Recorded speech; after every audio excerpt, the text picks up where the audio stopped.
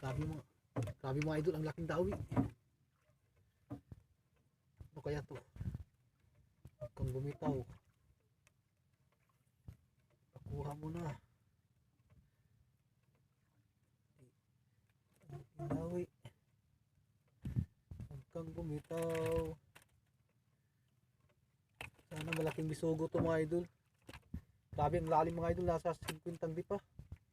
Ang palaki ito mga idol. Idol, mangudlom. Mangudlom tawag namin dito mga idol.